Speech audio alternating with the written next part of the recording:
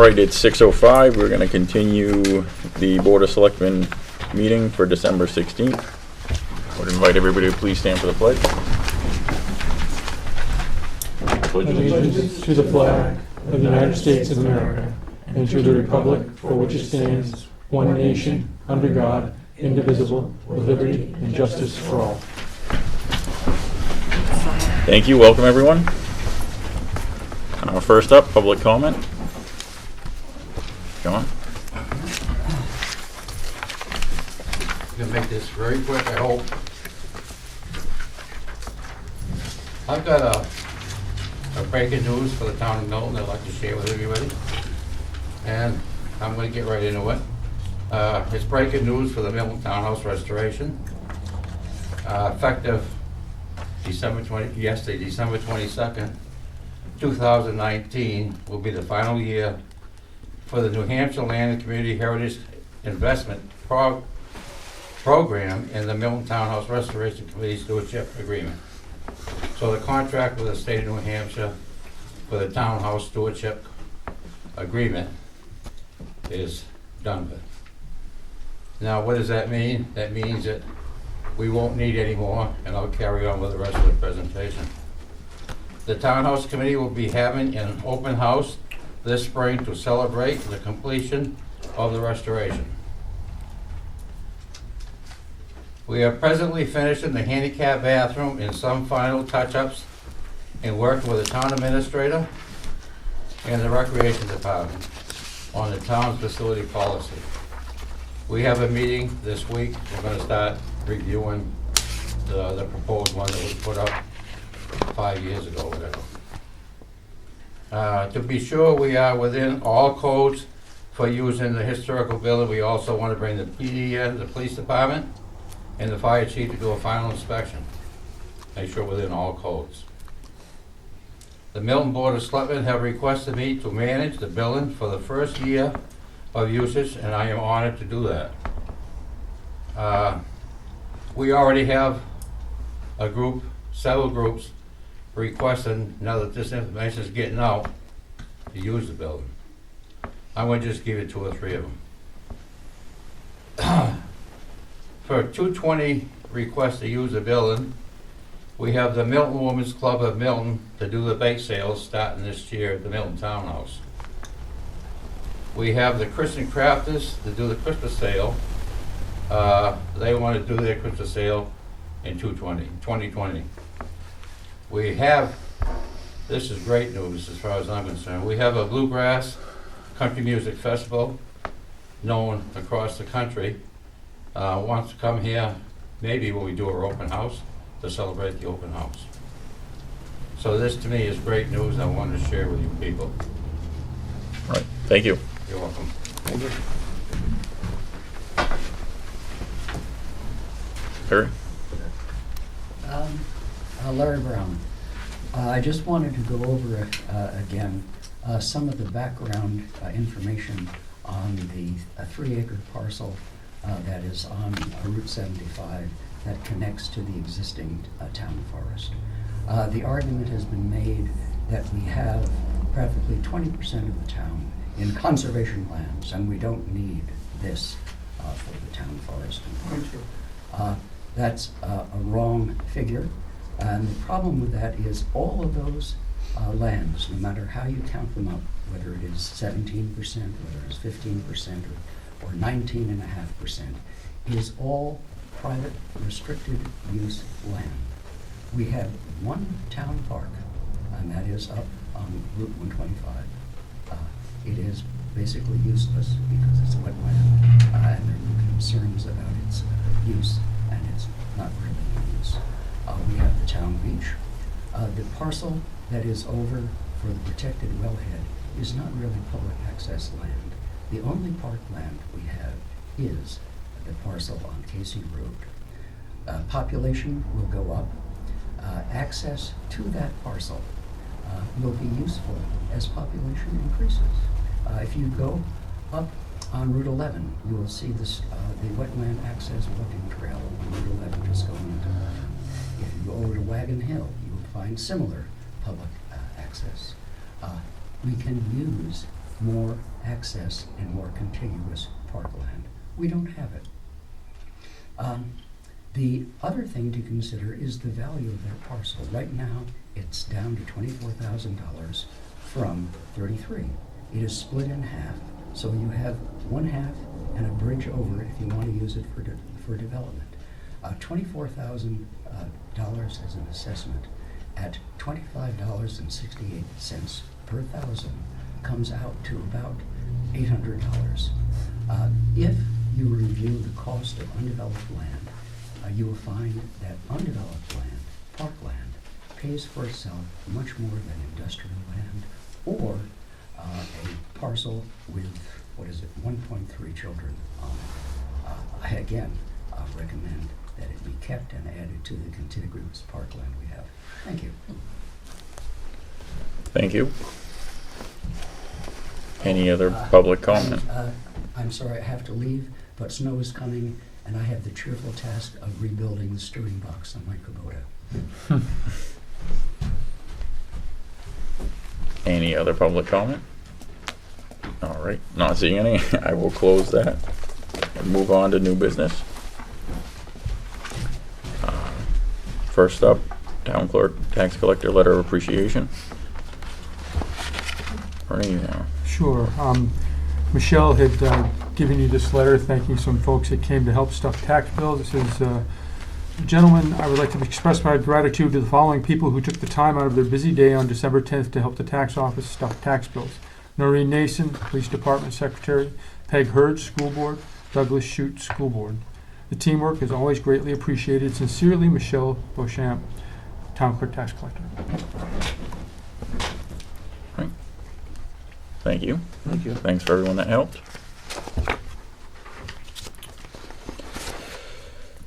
Next up, 2019 encumbrances discussion. Arnie?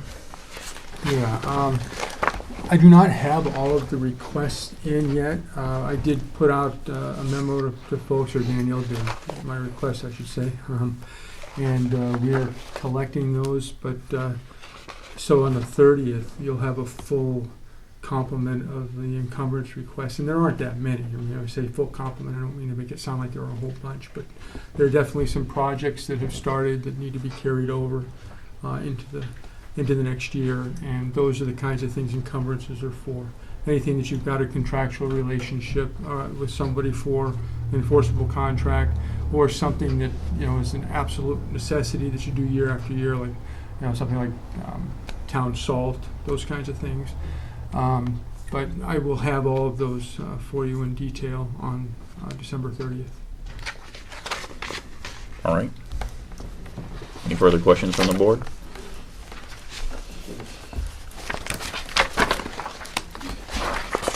Next up, town report dedication discussion.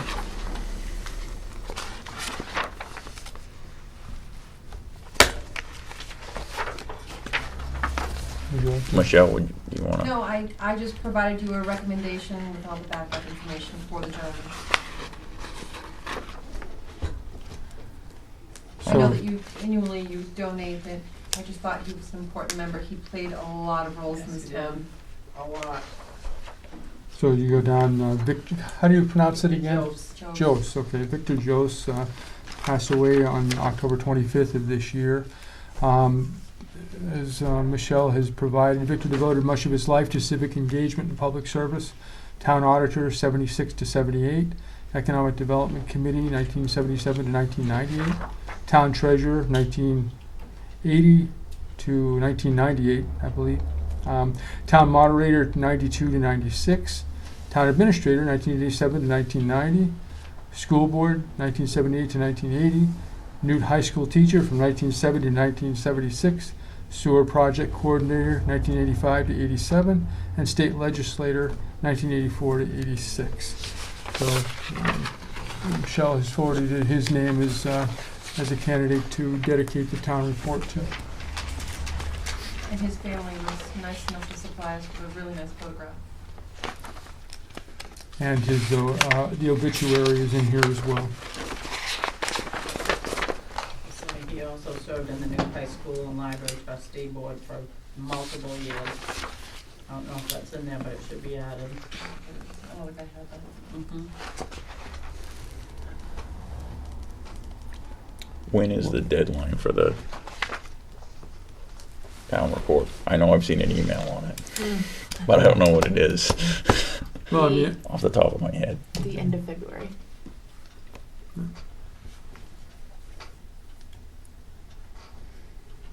and that's actually to have it printed.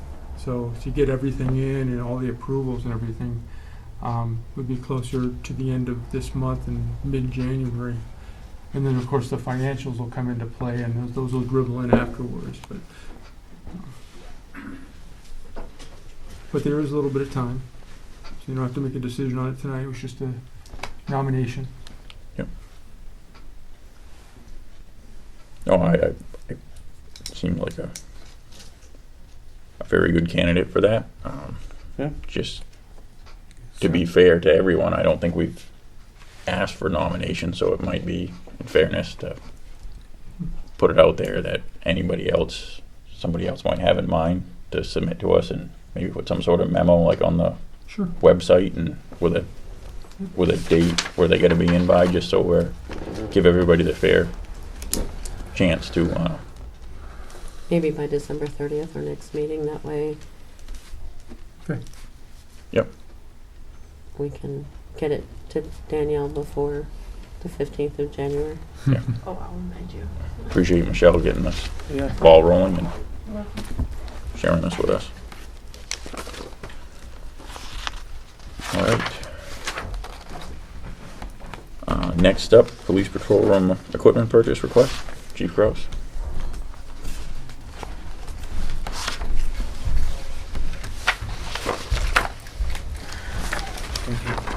Sorry this is coming to you guys so late in the year, but Thank you. the animal case finally resolved itself.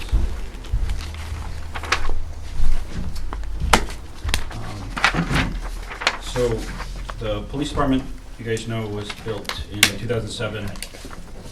We pretty much outgrew it the day we moved in, because it doesn't have any storage space. Thanks.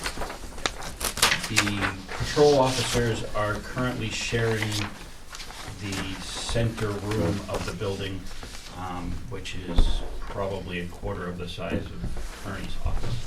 So if you haven't come up to see the building, I think almost all of you have come up and seen the building and seen the size of that. They share that one center office. The desks in the lieutenant and corporal's office are hand-me-down desks that we've scavenged from other agencies that have been closing or things of that nature. So what I'm trying to do is purchase desks and computers to put into those two rooms to make it so that each officer has their own individual workspace as well as their own individual computer to work on, instead of sharing the computers and sharing workspaces. It gives the officers a spot where they can actually continue to work on their stuff, leave their stuff, instead of having to pack it up, put it into a small little file, and then hope that nothing gets misplaced or moved or somebody else knocks it over. They have their own space, they have their own area to work on. This would move them from that center office to what was formerly our gym at the police department. That would move and make that center patrol room into record storage. We could then put file cabinets in there to actually correctly do our record storage, and we could hopefully get rid of the big steel container that's in the back parking lot of the police department and use that just for cold storage for bikes that we bring in, or tires and things like that we currently use it for. So what you have in front of you is a quote from Exteris. Exteris uses a quote system based off of the New Hampshire state contract pricing. So that's why you don't have 3 bids, because the bidding process has already been done. It's built off of the state contracting prices. It shows you option 1 and for the office, and option 2 for the patrol room. So you'll see your picture. It shows you preferred option and preferred option. Those are the 2 options that the quote actually has for you.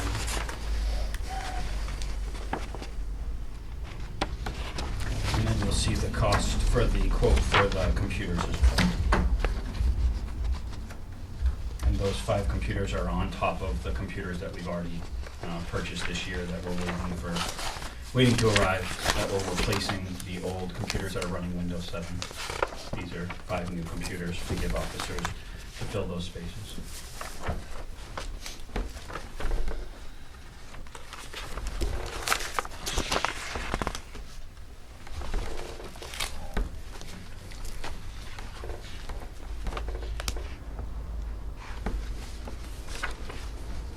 One price that I don't have at this point is the small amount of electrical work that'll need to be done to the gym to add outlets to that room. So I need to have an electrical company come in and explain to me how much that's gonna cost to build that into the cost of doing that room. It should not be a huge cost because we're just looking to do hard-mounted strip outlets that are grounded, so it shouldn't be a large cost.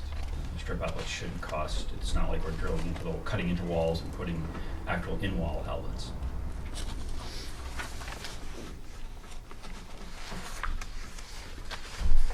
And where's this money coming from? Out of my budget. Currently, I have $140,127 left in my budget. We have just over 2 weeks left of the year. What was the amount again? I'm sorry. $140,127.98.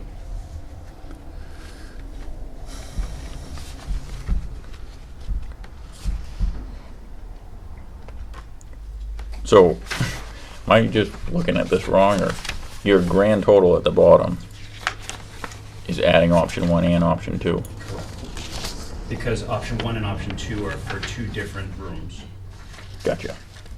Great. So preferred option 1 office is for everything you'll see on the right-hand side of your page. Is this? So this is preferred for the patrol room, and this is preferred for the office. So that's You what want your option 2 here, option 1 option here. 2 there, option 1 there, and then that's what your quote is going to explain to you. Option Option 1 one. is here, and that's the price for option 1. Okay, I get it. I get it now.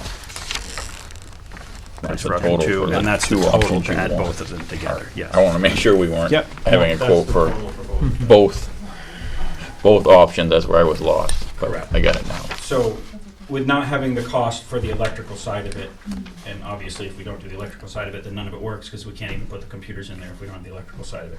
So, and again, I apologize for getting this to you today. Unfortunately, we had that animal case that dragged out for 14 months that just resolved itself a couple of weeks ago, so we can't, I have no line in my budget to be able to be prepared for an animal cost that can be up to close to $40,000 if we end up having to pay that as a town. So I have to hold everything off until the end of the year, and then unfortunately I have to come to you with 2 weeks left in the year. So I guess what I'm asking for you guys to do is to review this. If this is something the board is okay with, then I will get the cost for the electrical, and then look to come back and get your approval for December 30th, and then get the contract signed, so that way I can encumber the costs to get this project done. I think this is a project that needs to be done. It's been needed for about 5 or 6 years now.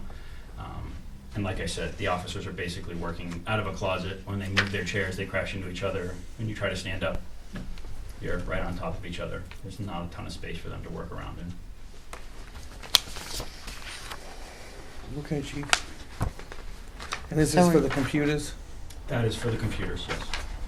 And then for installation of the computers is about another $475. On top of the 5? Yes, that's just for the purchase of them. And then to do an install, it's about 5 hours worth of Is that install. on here or? No, Okay. no, I'll get a formal quote for that. That's fine. I just add it to that. Yeah, it's 5 hours worth of work. It's about $475. Do you think you could get a quote for the electrical by the 30th? I'm going to make sure I have a quote before the 30th. Okay.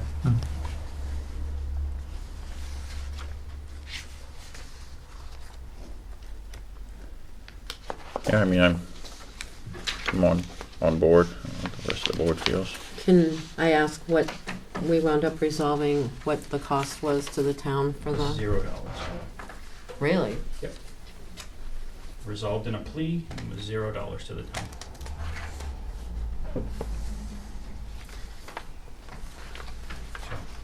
thankfully that worked out in the town's favor very well. Worked out as a plea deal. We have oversight on that case, so that hopefully it doesn't happen again. And like I said, it doesn't cost, it's not, thankfully not going to cost the town any extra money at this point. And thankfully, in the near future, starting January 1, the state legislature has partially corrected the RSA for animal cases, so that way there has to be a hearing on retention of basically the evidence in animal cases, and where the cost will fall upon starting next year. So that'll be, those cases will resolve themselves hopefully quicker, so that communities like ours and other communities within the state don't have to worry about a burden of that magnitude. Especially when you have the line I have in my budget for animal cases is $500. And that case ultimately hit, I think it was $36,000 was the care and storage for the animals. Which, bringing that up, how are we on the warrants for the, We're almost done. We've still got 20, I think, to finalize, unfortunately. So Ryan, so which preferred option, So it's both the preferred options. This one and this one. So Okay. that's what's in the quote. It's So just this is for the confusing because it office. says Yeah. This is for the Preferred office, for option, the preferred lieutenant option. and the corporal, and that's for the patrol I office. okay, figured it out because All we right. only have two left together. thank you. I I kept don't know looking if at there it, was I'm like, Two you options, can't two have all different four. figures. Yeah. two It's gonna be different the two money at figures. once, but Right, and then they total up. And they total up, Yes. okay. Yes, so option. All right. This Yeah. is the price right here. For, Yeah, yeah, I get it. That's Yeah, the price no. for the patrol room, and then that's the price for the offices. Oh, I see, okay. The way they did it, though, it's Yeah, kind of it's- misleading. It's a little tough. Yeah. And yeah, I had them printed out this way for the preferred options because they gave me 4 options, 2 for each. You can see there's 2 options for each room. So it's even more confusing if I gave you that page. So I made them print that's it what I out. wanted to make sure that the total wasn't all 4 options. No, that's why I printed it out this way. So that way you could see the breakdown of it and how it's there. That's for all the equipment and the installation of the equipment. They don't do electrical work, obviously. I didn't have the electrical work built into each of the desks because if we ever do have to move the desks, I don't want to have electrical work built into the desks and we have to break them apart and start putting them in other locations. It just turns into a bigger issue. If we can just get the strip work done and run in the building, that'll be a whole lot easier. And it'll make a bigger space and a better work area for the officers. No, Is there Oh, no, go ahead. is there an advantage for you getting a motion to get this rolling tonight, or if it waits till the 30th is? I don't think there's really either way, just because I still have to get the cost for the electrical. So Okay. either way, I still have to come back on the 30th to get your blessing on the electrical work as well. Unless the electrical work falls under $2,500, then Ernie can sign off on that. So if the board wants to give a blessing for this tonight, that's fine. If they want to wait and give a blessing for it on the 30th, that's fine as well. Because as long as we have the contract signed on the 30th, or the 31st, it's on this year and can be encumbered. Can't imagine electrical going above 2,500, can you? I would not, but Yeah. I'm not an electrician and Mm. I stay away from electricity as much as possible. No, I mean, I've been in both rooms, I know the circumstance down there. I think it's a great idea moving the records from the cold storage, and utilizing that for whatever else you're gonna use. I know it's tough quarters in there, but it's the best we can do, and if this is gonna make the situation down there, improve the situation down there, I think it's a good idea, so I'm on board, for whatever you. Right. Do you wanna make a Do we want to motion? make a You want to motion? do the quick math? How about I do it this way? Approve and authorize the police chief to purchase the new desk and computers from the 2019 police department budget to complete the Milton patrol room per the quote we were handed. And then add an additional $475 to the computer quote number 8022148 for installation of the computers. I'll second it. All in favor? Aye. Aye. Aye. Does that work? And if we're over the $2,500, then I'll come back to you on the 30th. If not, then Ernie can approve it Three walls. for the electrical. Yeah.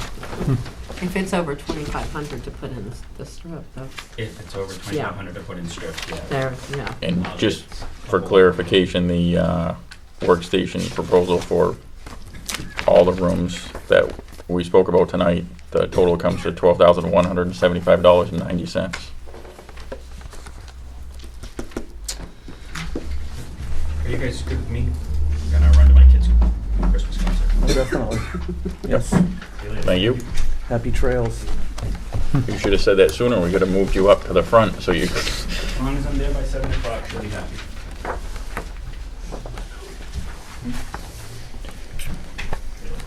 All right, next up, Heritage Commission discussion. So is everybody, yes, you got this. So, I've been asked to put this on the agenda just as a, kind of a, just a heads up, I guess, at this point. I printed out some information about heritage commissions, and there's actually a lot of flexibility within the statutes.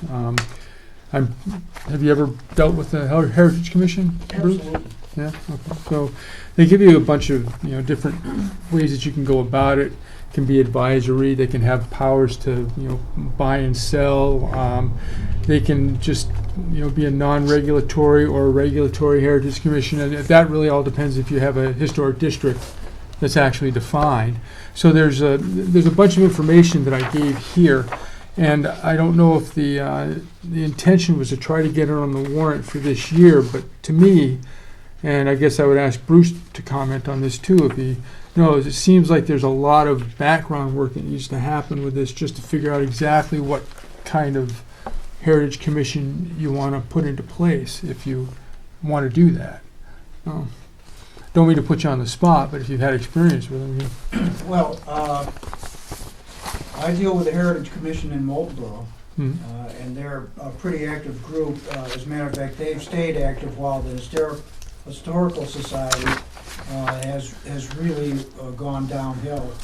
The Heritage Commission in Moulton is non-regulatory because there is no historic districts, but they are set up to have their own budget and their own Heritage Commission fund.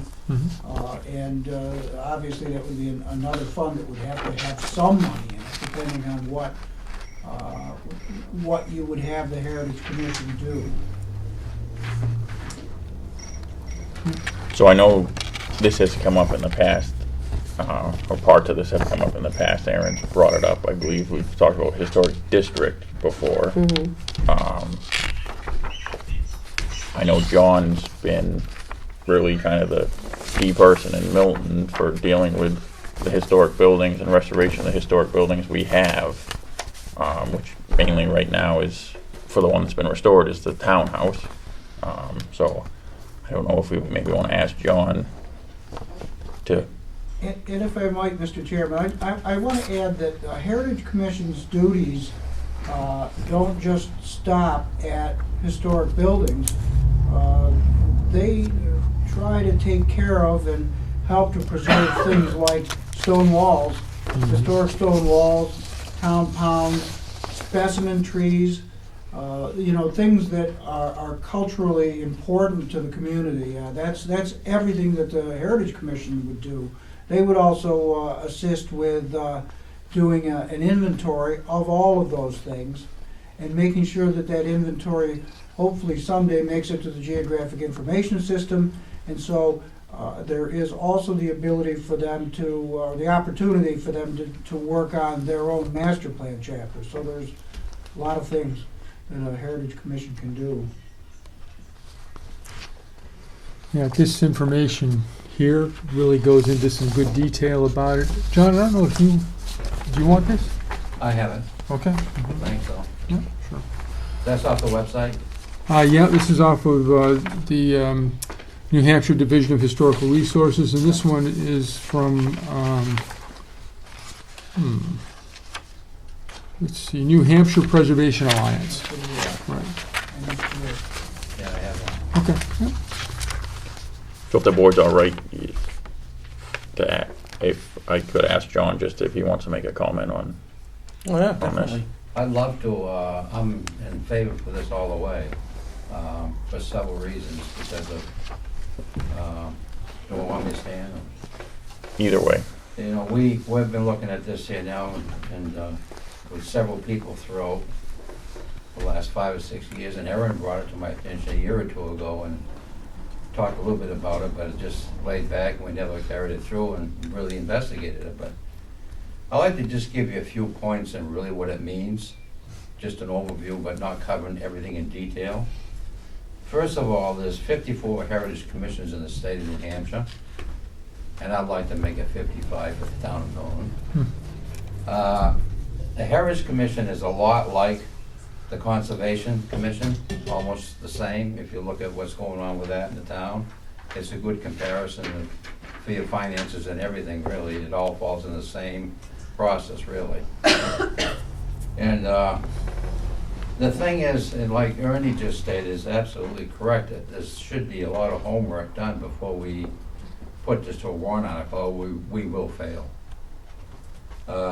Just a recommendation for the groundwork, and this is basically written in all the information you have in front of you, and I think that's why you mentioned it. It says clearly that a public informational meeting, newspaper articles, presentations to other town boards.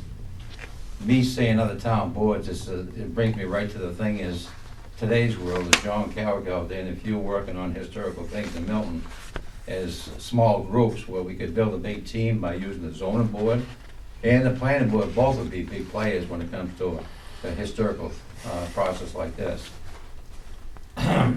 They could benefit from a commission, will help ensure citizens have a solid base of information and can build support for the concept. And again, it definitely would build a good team, a group from the town of Milton, and we would make a lot more headway we are today. We have buildings in the town of Milton right now that are sitting there falling to the ground that we've overlooked for years, and they're still sitting there on the ground. You're all aware of them. I think if you haven't, I'll be more than glad to present pictures of them as they are today. And like this schoolhouse that's over in 153 that's fallen to the ground almost. It's probably beyond repair. We got the Milton Plumbers School up on the Plumbers Ridge that John Cow's been maintaining for the last 11, 12 years out of his own pocket just to protect it, to save it. That would be a perfect one to throw into a whole list of things when we do a newsletter or whatever to promote this to the voters of the town of Milton. The townhouse, as you mentioned, yes, that's a completion stage, but it will maintain, we'll have to maintain it after that. And in line with that, I'd like to share with you, the Historic Society is one that, as we all know, the roof needs repair and there's water running in it everywhere. That's another one we could add to the list. There's several we got here in town. And I'd like to add one more thing. Another benefit of this is we would probably, I'm working with the town of Wakefield on this historical thing that they're doing up there all the time. We had a meeting set right here 3 weeks ago, right here at your desk with that group from Wakefield to discuss things that I learned, and I learned every time I talk to them people. Back years ago, Milton used to take in students from other towns on a tuition basis. And it led into a discussion of, we had a Milton Union High School in the town of Milton. Now, this was all done before Newt High School was built. So this led us into a discussion, where is this? And I always thought that this school here was, I didn't know that we had Wakefield students paying tuition to come here to go to this old-fashioned school that used to be here at the foot of Silver Street. We all, in Historic Society, and all of us thought that that big building at the bottom of Silver Street was always the bottom section that was a schoolhouse. That is not true. Working with Wakefield as a group and spending 3 hours one day sitting behind that desk and going out and doing some groundwork on the field, we discovered that there was a school that was at the foot of Silver Street, but it was over by the dam. by a blacksmith shop. And it burned. It wasn't up too long, then it burned. And also, I'm just doing this for a favor in this, promotion of this, again. And then we discovered with Wakefield, there's 2 schools down on Wakefield Street down here that we don't even have a record on it. And one of them I questioned, I say to myself, I did right up until 2 weeks ago, that I never heard of that, nobody in town. I've talked to everybody in town. And then all of a sudden, I talked to the right person, and his comment was, John, my wife and I tore that down, we bought the property on Wakefield Street.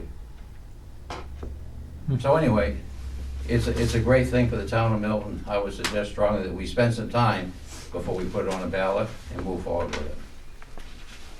Have you read, John, have you read these, under legal process? Have you? I haven't gone through all that, no. I got the copies of it here, but Because, I mean, I couldn't see how an article like this would even possibly fail.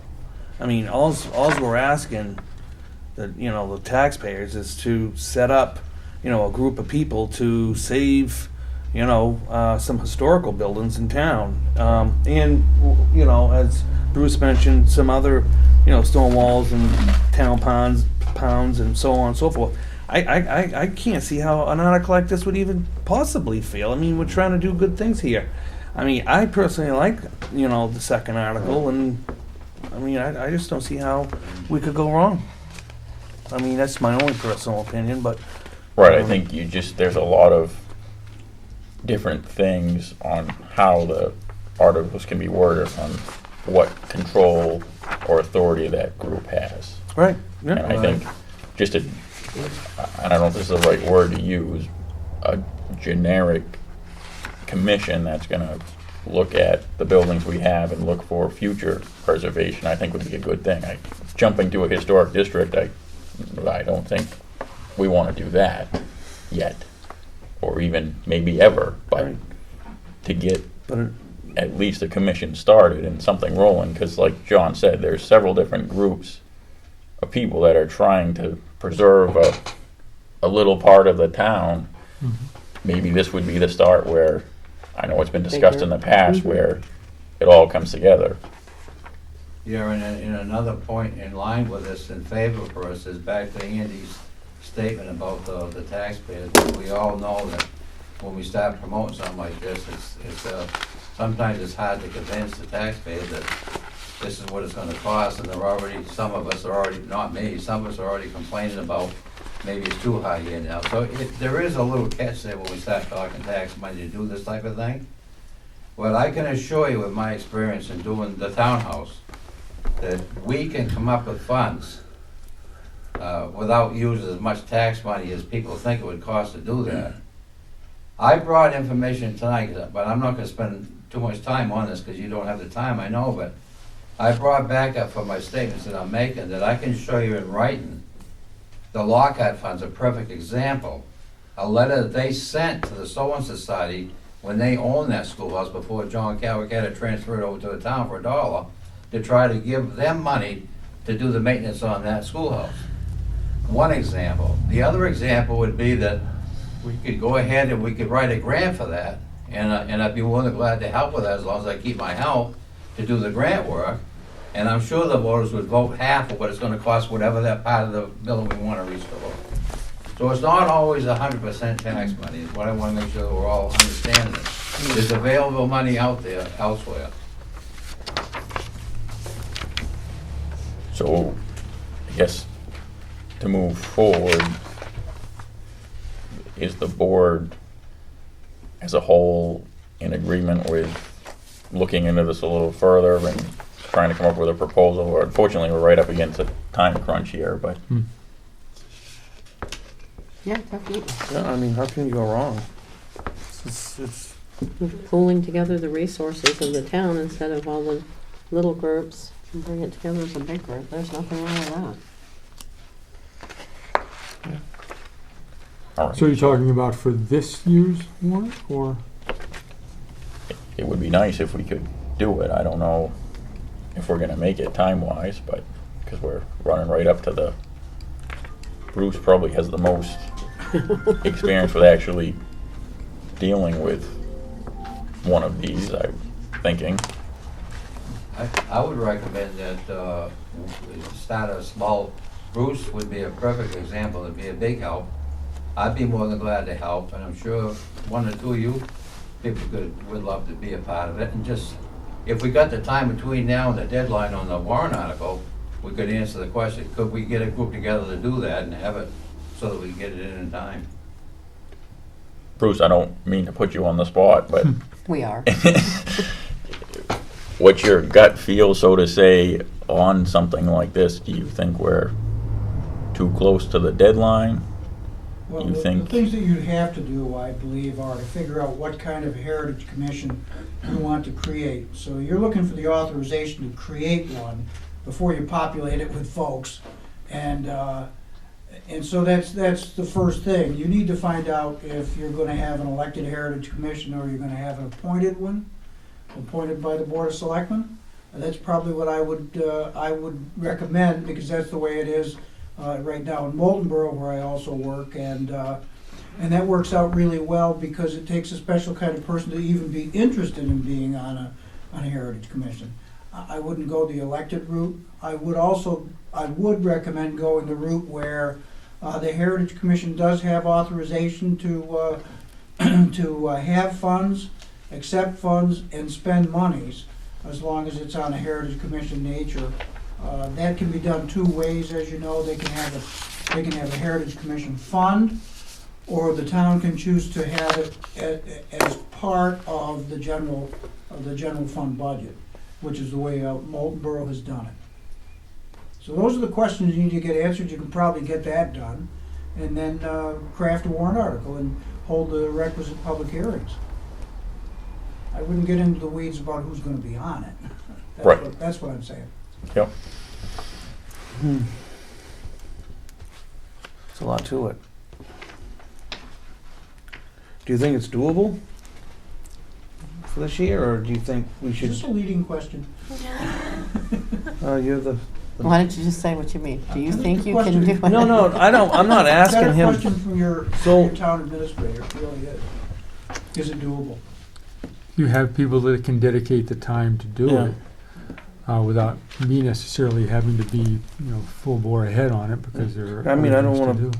Strap you neither. I mean, you got a lot going on. So if you think that it's doable for this year, I'm on board. But if you don't, then we can, I don't think I think it could be. Like Bruce just pointed out, it's just a matter of making some decisions and not necessarily saying who's going to be on it, but trying to decide what form it's going to take, whether it's going to be appointed or elected. I mean, we've already gone through all this, so I don't need to say it again.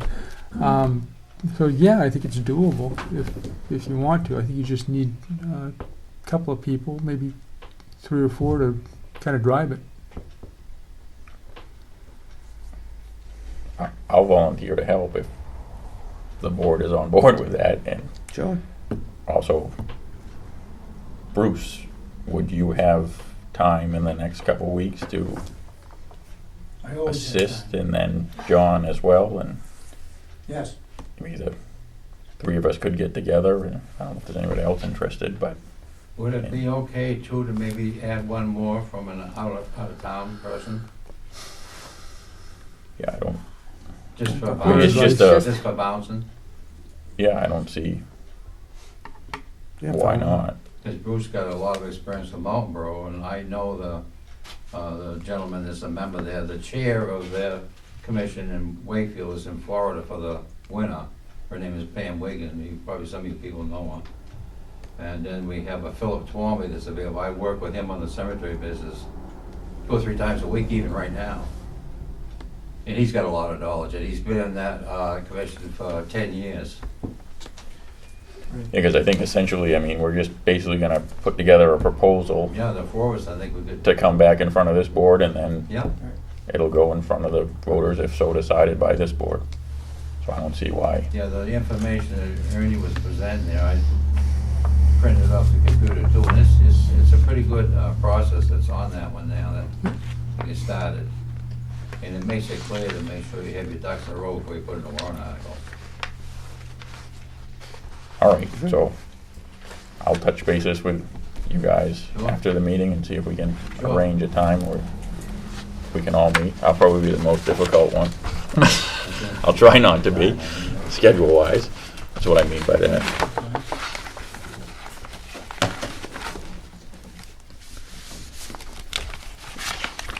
All right, moving on, capital improvement program recommendation discussion. So we have received the recommendation report from the planning board, a little while ago. Hopefully you guys had a chance to read it. Yeah, this one is interesting. What you have here is the page from the report that rates or ranks the projects. And we sat down as a group last week. It was Bruce, Nick, myself, and who else did we have in there? Pat. Yeah, Rich was not, the police chief wasn't available and for that one, but we went through and looked at some of these things, and I'll let get some help from Bruce here, but some of these things, as you know, the school got a $360,000 revenue that it held a special meeting for and was able to earmark for capital improvements. So that actually changed. I think the goal was a $504,000 expenditure or something like that from the capital improvement program. That was the goal of the planning board, to try and keep the capital improvements program capital spending for 2020 at a level that would pass muster with the voters. And that was it's an arbitrary number, but it was a number that they settled on, and so they tried to keep what the program became at least near $500,000 for the year, knowing that there wouldn't be a lot of Christmas presents from the unassigned fund balance this year.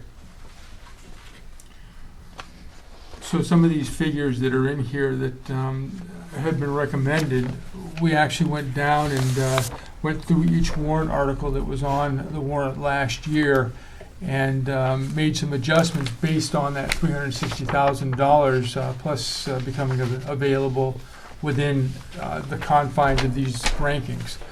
So that's where there are some differences, and we also during the course of that discussion, there are two bridge funds actually. There's one for Milton bridges and there's one for Milton/Maine bridges, and so there's one of the areas where there's some changes. So I don't know, Bruce, how you want to go about this.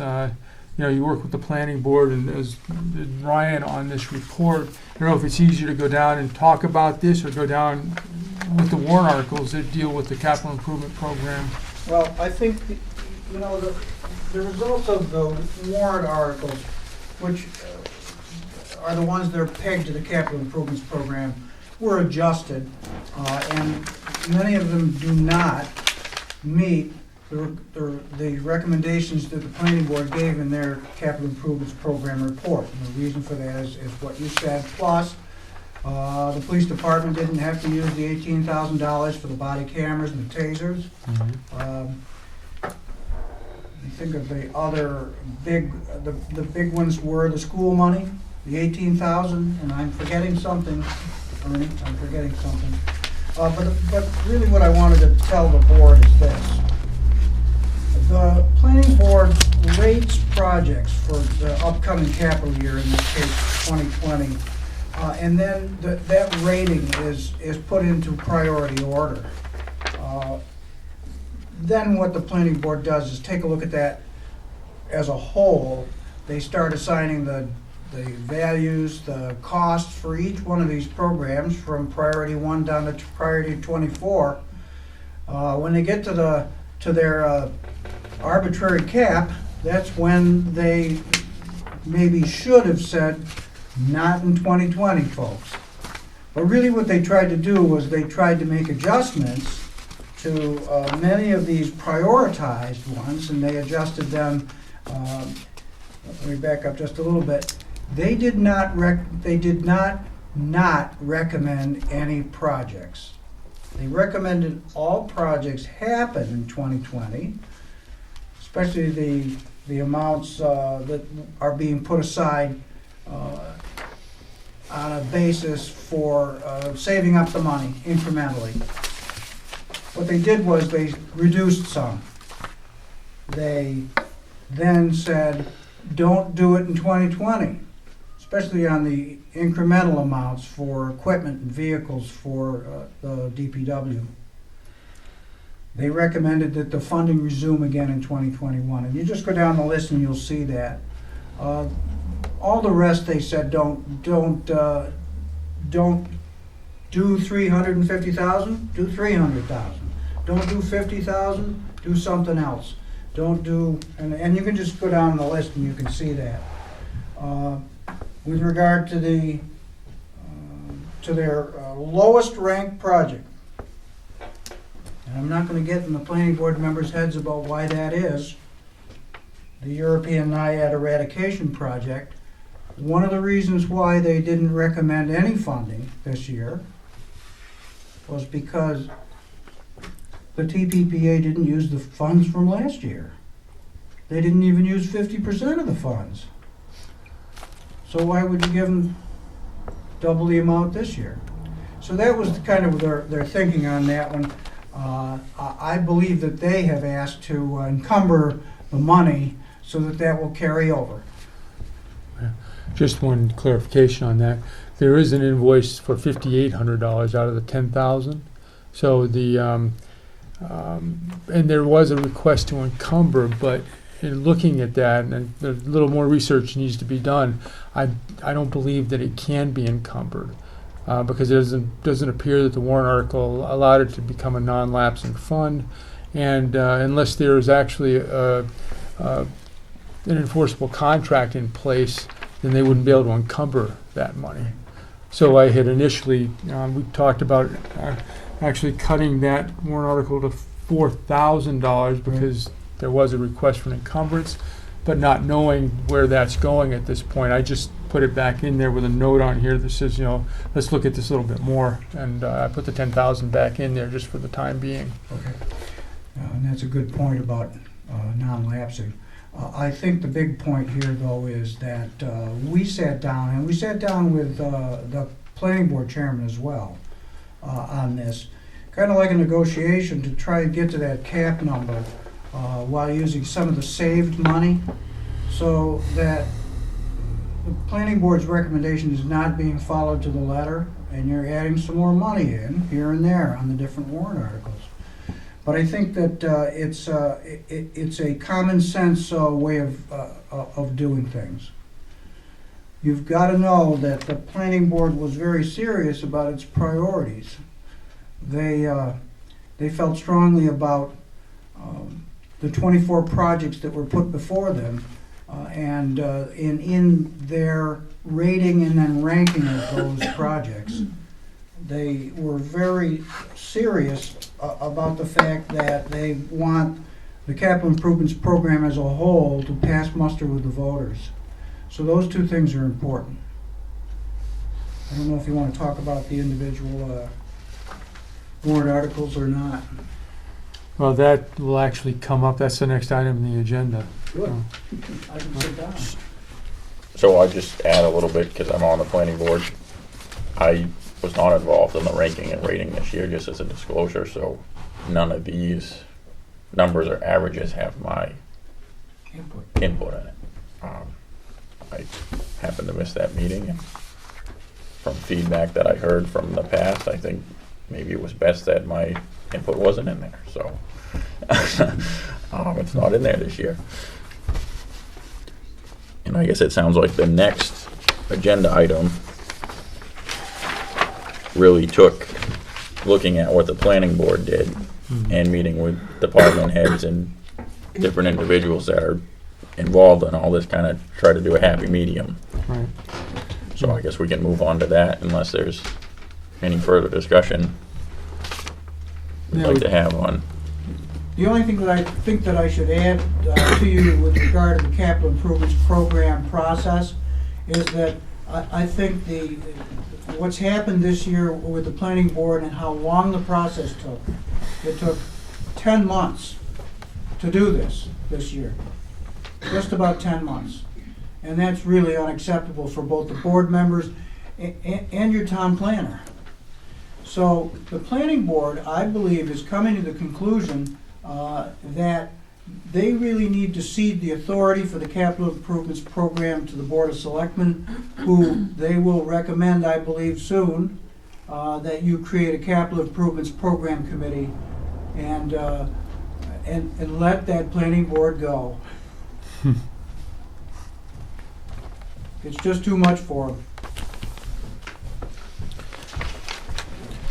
Okay, And just one big issue this year was deadlines and not getting the information soon enough from several different areas. I'm not gonna say that we didn't get some of it, but we certainly didn't get all of it, which complicated matters. So appreciate everybody that turned their stuff in on time. And for the years to come, if you could really need to stick to that deadline that's set for project submittals. But back to warrant articles. So if you want to stick with the capital improvement program theme, starting on Article 8. so are we gonna be talking about this next? The capital improvement? Or are we done talking about it? Because I have something I gotta say. But are we gonna talk about it further?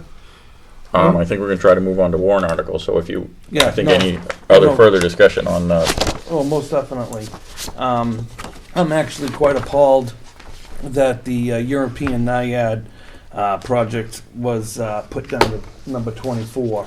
Not saying that the planning board didn't do a good job. They all do a great job. There's a lot to it, but I cannot fathom why it would be put down to number 24. They're going to be losing all their grants. I talked to one of the TPPA members today, Wayne Sylvester, and their grants are shrinking to do these projects to eradicate the NIAID. It was less this year than it was the prior year, and he says that it's going to be even less this coming year to fight the NIAID. We all know that the Milton Three Ponds is one of the most biggest economical engines in the town of Milton. Without the Three Ponds, I mean, we get a quarter of our tax revenue from the Milton Three Ponds, and to me, not to give, not for this to even be down this low, I just cannot figure it out. I mean, they have $50,000 in their own account, but that's not to eradicate the NIAID. I mean, they're willing to help, but that's to do water quality testing.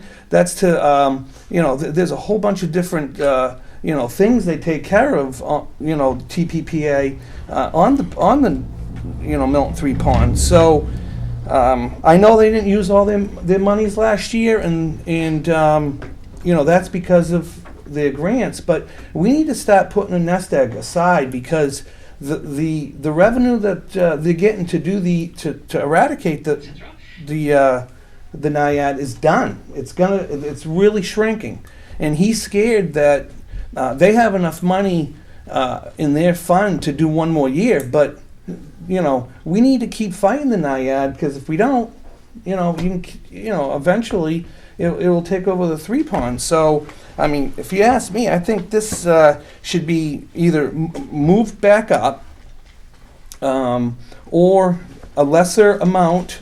You could do it. Oh, I know. It's just a recommendation. Right. I think it should be moved back up in a lesser amount out of, another project cost should be shrunken. That's my personal opinion. We need to keep, fighting the good fight, because if we don't, I'm just saying, we could be in trouble. So, It That's just keep my- in mind with all that ranking and rating, it's averages. So all it takes is one person to rank it very low, and it can skew that quite a bit. If you look at each individual member, you'll see that not every member voted that as number 24 when you compare to what their other numbers were. But it was all done mathematically, and that's how that was set up. So that's how that came out like that. But it's just a recommendation. right, no, and I totally agree. It's just, I don't know if, unfortunately, these committee members weren't educated enough. Maybe TPPA should have, been a little more due diligence on their half on going and providing the planning board with information. I don't know, I can't speak for them. I know that I did speak to Wayne last night, and this is what he's told me, and I just think that we need to supply them with with the revenue that they're going to need to keep fighting the NIAID. So let's stick to the subject and be careful we don't go after members of other boards, because I don't think that's going to do us any good. So just be cautious on how we say things. No, I am. I mean, he's the one that I spoke to, and he was willing to come here tonight, and I told him that that I would speak on his behalf. So, but All right, so are we good with comments on the CIP from the planning board? other than that, I would like to make a recommendation to move it from the very bottom to put on a. We can't, though. change that. It's a We can't recommendation by the planning board. That's done. It's been, nobody came to let me rephrase that before I put my foot in my mouth, because I almost did it. There were very few people that came to the public hearing we had on this. That was the time. It's the To planning voice board those CIP concerns, recommendation so. report to you. Again, like any recommendation, you can cherry pick out of it what you want to do. It won't make anybody angry or anything. Bottom line is that when you get to that warrant article, that's where you take your action. Okay, thank you, Bruce. Appreciate it. All right, so we'll move on to preliminary town warrant article discussion. So I'm going to keep on the CIP theme here, just looking at page 3, Article 8. The recommendation from the planning board was at a $300,000, I believe, for the highway and road construction fund. But given that there was the savings or the reallocation of funding as a result of the revenue that the school received, we recommended to you to keep it at $350,000, just so road repair can continue at the same level. The next one, and stop me anytime you want to. So I guess, just before we move on to that one, I believe in the report, and I should have highlighted it before, there was recommendation that from the planning board in regards to that, to have a program to kind of look at what roads needed to be done Yes. next, which Yes, we don't really. One of their recommendations that didn't have to do with projects, had to do with, planning board strongly recommends that the town move into the road surface management system, software, so that you can get to a road improvement program that gets vetted before the public every year, so that the public knows which projects are gonna happen with regard to, whether it's rehabilitating roads, reconstructing roads, maintenance of roads, how that $350,000 is gonna get spent. And that can dovetail then into the CIP. But that's currently not being done. Yeah, so I just wanted You're to. not given a list of roads that are planned for reconstruction or rehabilitation.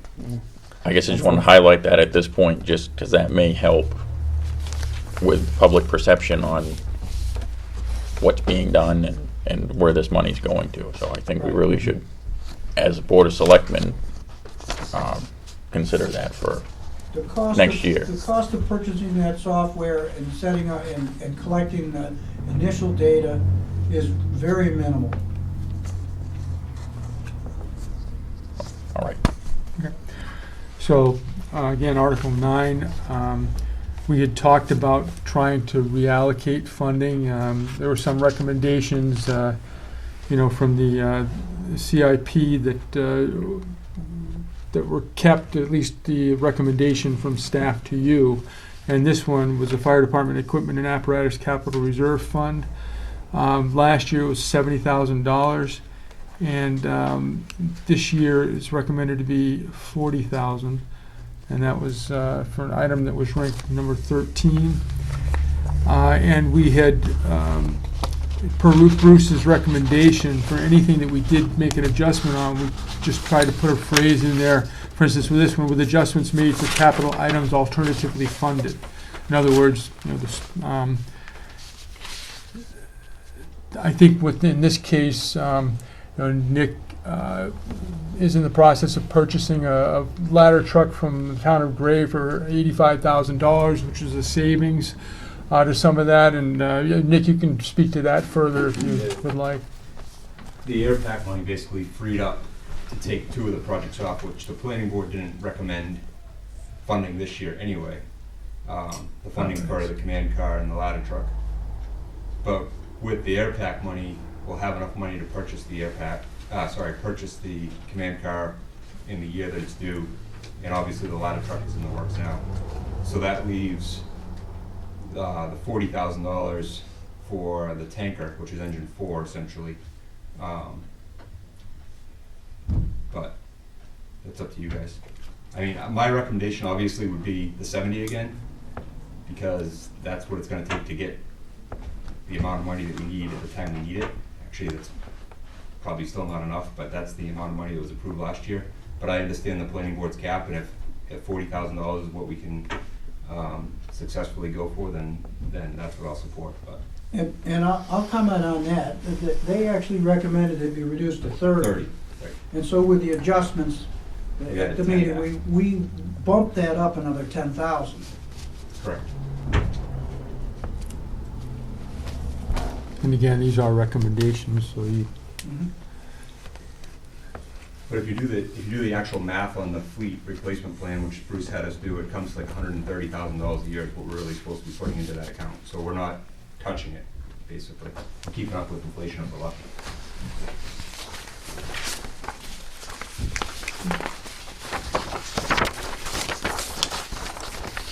And then Article 10 is Highway Department Special Equipment Capital Reserve Fund. It's down to $20,500 from $29,000. Let's see. This includes, all the items that it includes are listed here in terms of the ranking, like number 8. There's and this is just an annual appropriation to the fund to cover the replacement of these items over time. So there's several things. There's let's see, a 10-ton trailer. It's hard to look at these things this way. There's a 3-ton trailer, the wood chipper. Let's see. We've got, and then there are just road projects, it says generally. Let's see. And then there's the Ford 5000 tractor with a mower. And let's see. Excavator, Yep. skid steer, Excavator, there you go. Thank you. payload, et cetera, et cetera. Yeah, so there's a whole list of equipment that's associated with that. So that's adjusting out some of that equipment. Let's see. I think that all those items right there add up to that total. So I mean, that's what it added up to. We just adjusted it down to the figure that it actually equaled when you added up all those recommended figures. Okay, so that didn't, even in some of these where the recommendation was begin in 2021, you kept it in that number. Right. Yes. Okay. Mhm. And then the Highway Department Vehicle Fund, it's down from 49,000 last year to 23,000 this year. And I think that's what was recommended. Let's see, 15 and 16, 15 and 18. It was. Well, actually, you had said to the planning board recommended doing that in 2021, skipping over 2020. But again, because of those alternate funds from the school, we thought that it would be smart to go ahead and put the additional monies in there. Right. And you'll, really need to go back and take a look at these things yourselves before you finalize anything. You don't really have to finalize anything until probably beginning of, mid-January, because the budget committee is going to start having their hearings and so forth, actually early January. And then the next one is Article 12, the Municipal Buildings Fund. This is one that, $50,000 was asked for last year, but there was nothing, it was not approved. So one of the things that I wrote here, just as an example, is that this warrant article failed last year. Unfortunately, the library boiler failed this year. So, I mean, just as an example to show you that some of the things that happened, and that ended up costing nearly $20,000 when all was said and done. So that's, the group wanted to reduce it to 40,000 just to, because it was important to get some money in there for these purposes. So that's where they came from on that. The Milton Free Public Library Capital Reserve Fund is down from $25,000 in 2019, and that's let's see, rank number 9, and that was for replacing mansard roof final phase. And the recommendation from the group around the table was $20,000 be placed in that. And that was with Pat there. Betsy may have something to say about that. Yeah, this final phase, we are looking for a grant from the Historic Preservation Alliance.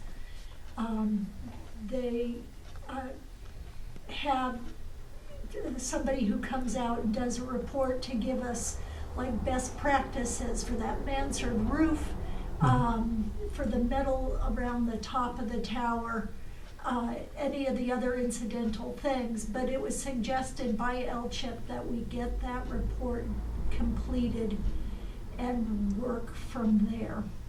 There is a 50% match, but anyway, it's going to take some money. And so we're not looking to do much this year except for that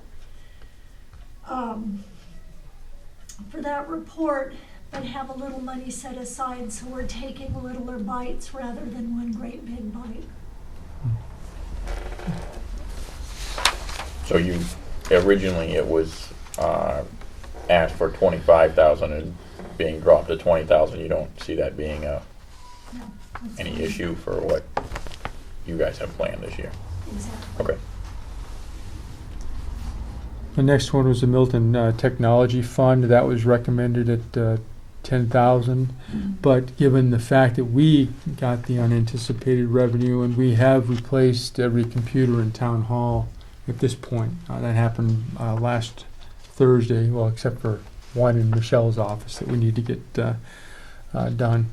But so as a result of that, the proposal was to decrease that to $2,500. And then the next one, Geographic Information System, the recommended project funding was $2,500, which was the same as last year, and Bruce can speak to that more than I can. I think the request, well, I know the request because I put it in, Okay. was $3,000. And the planning board chose to recommend reducing that by $500 down to the $2,500. And that buys you additional data sets and layers, map layers for your GIS.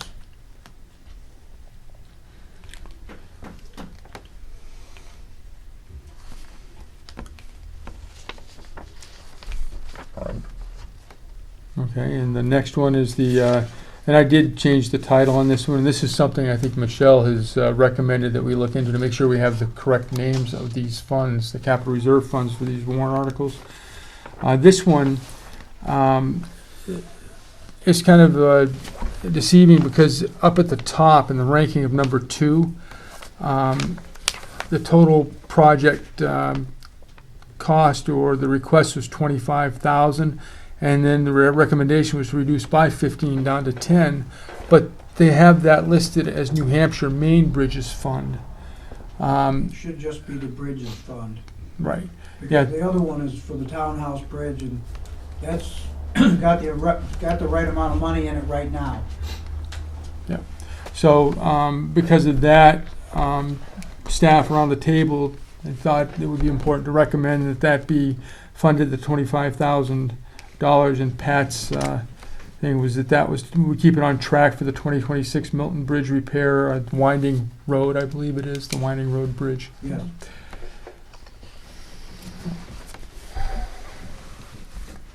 And then one more that I didn't put in there, that's the number 1 project there, was a $3,000 to put in for the beach fund, or to create a beach fund. So I just put a note here on mine that needs to be added as a recommendation. It For you. currently is a beach fund. Okay, Capital improvement fund, capital reserve fund. okay, so just add to that one then, okay. And then Article 17, Andy's article, is to eradicate the European Naiad. So now initially, you heard the discussion, we got an invoice this year for about $5,800 or so. And so there was actually an invoice that took up almost 2/3 of the amount that was appropriated. And there had been a request to encumber, but given the questions surrounding that, I don't think it can be. So we had initially looked at doing 4,000 because with the encumbrance that would be close to 10, and they haven't spent. I think the most they've spent is about $7,800. Maybe that was 2 years ago, according to the records in here, I think. So it's 7925, and then. We were talking earlier, and Danielle seemed to be familiar with this. I think there was an encumbrance that was requested last year that wasn't valid either. So that's sort of how this all came about. So I left it at 10,000 for now because but we may want to look at doing a different sort of vehicle for it. If there's a way to do a non-lapsing fund, like you had talked about. If I remember correctly, last year, it was supposed to be set up so that what wasn't used Exactly. Could roll over. could roll over. And we were supposed to learn from the mistake we made the previous year, but it looks like we haven't. So we definitely need to fix that, No, I thought it This was rolling over. Let me see what this says in here. because I remember we went back and forth last year on, yes, it could be, no, it couldn't, yes, it could be, no, it couldn't. And I thought it was settled on, A yes, it non-lapsing. could be encumbered, but the year before that got screwed up because it wasn't encumbered and wasn't done correctly. Yeah. But it sounds like you're right on target on, we probably can encumber it. Yeah, so there's no language. Here's the actual ballot.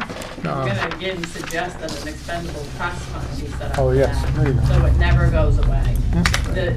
It's never going to go away. We will always have NIAID in the lake. It makes more sense to set up an expendable trust that can be spent in full, but will receive the money and it will stay there and change from year to year and just build up. Right. Yeah, that Maybe. makes a lot more sense. Yeah. It'd be my recommendations to leave it at 10,000,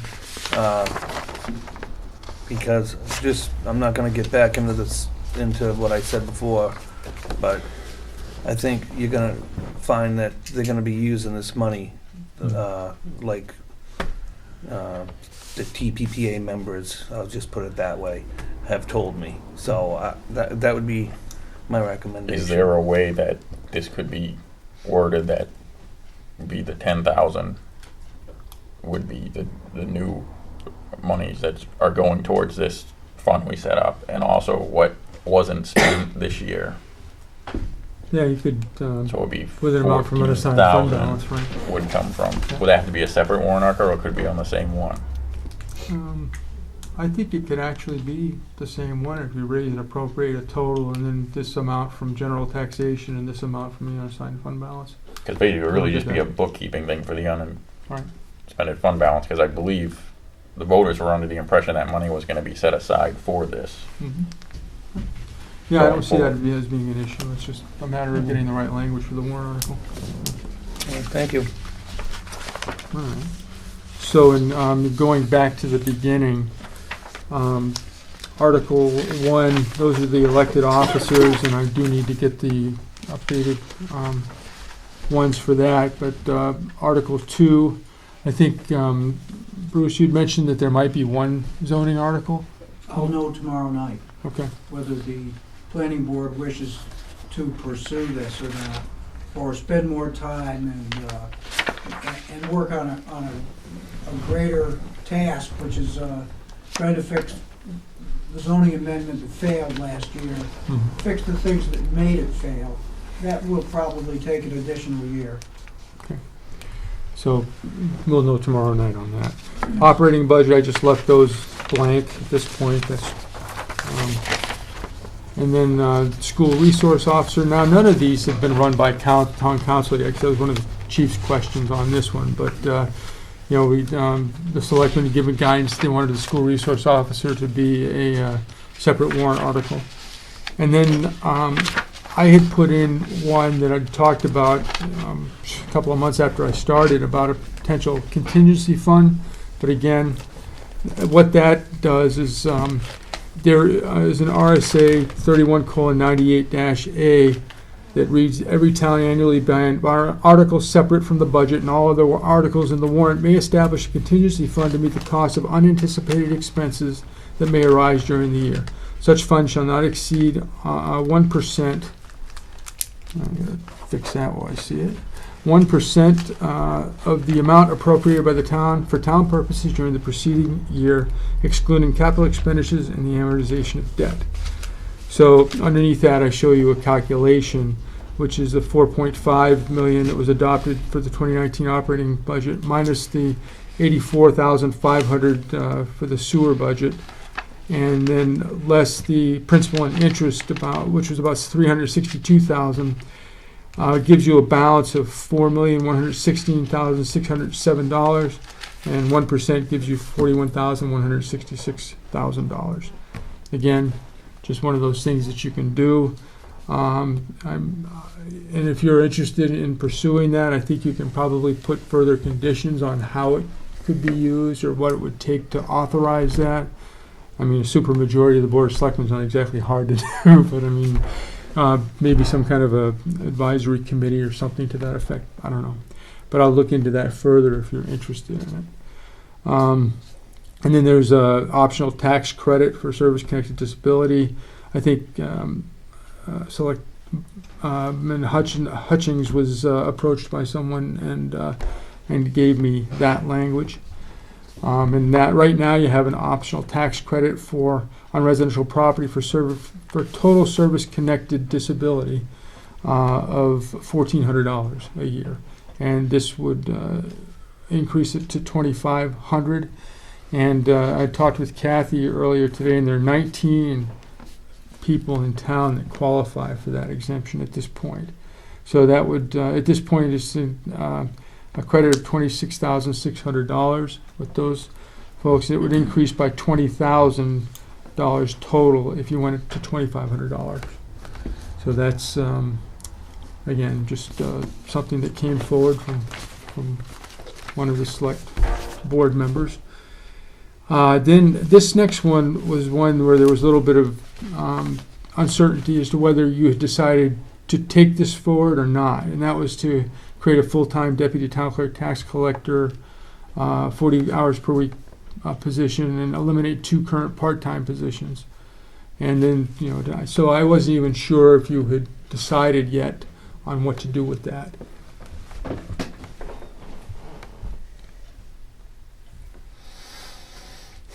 know, at that point, I believe we were discussing putting several full-time positions on warrant articles. Then And I thought we decided to, or I don't know if we ever officially voted, but to only keep the school resource one and then do the step plan for the other departments, or actually all departments. there were left that didn't fall underneath the step plan. Or even fix, because like the highway department is under a step plan now, but it hasn't been voted in by the voters, so we run into that default budget Right. issue. And we do have a group together that's working on that now. But I don't think we ever took any real official Vote on it. vote one way or another. I don't know if we ever took official vote to make it one, but Yeah, I think we just talked about it. I know you decided on taking the other 2 full-time positions out, which did do, hence this is the only one left. I mean, I'm on the fence either way. I could, I mean, it would be ultimately up to the voters. So either way, I'm fine with it. That's my feelings. So, so I think we gotta give Ernie some direction. Which I said this before when we had the discussion, I would really like to see us get the step plans in place. And I think keeping this out this year and hoping to get the step plans in place may help us get the step plans in place. But that's my opinion on it. I think it's more important to retain employees in the town of Milton initially before we add any additional. But that's and I'm just concerned that you're throwing too much out there, and I know the voters get to make the decision at the end of the day anyway, and it's up to them, not us. But if you put too much out there, it has a tendency to everything fail, unfortunately. Didn't we just hear Alton was gonna have like 100? I mean, my only, suggestion is it's on here for a reason. Evidently, she finds that she needs a need for, to get rid of a couple of part-time positions so that's the only reason why I'm on the fence either way. I mean, I understand we need to retain the help we have in town. It's very, very important. So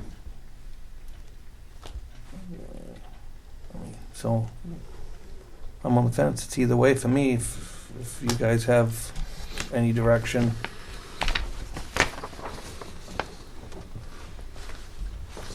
It's a no for me at this time.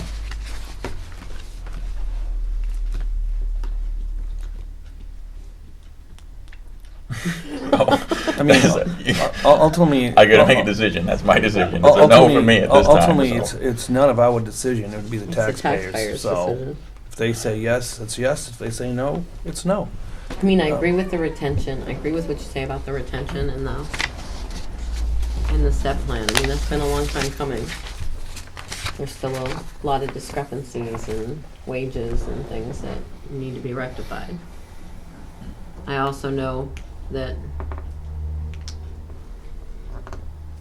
Michelle, no, I want to that add one thing.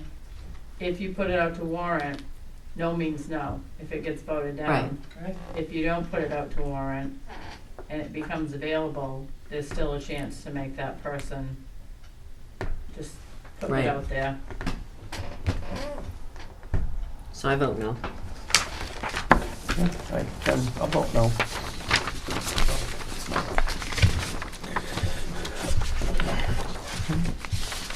So then, if you go to page 6 of 7, I believe that's the next one.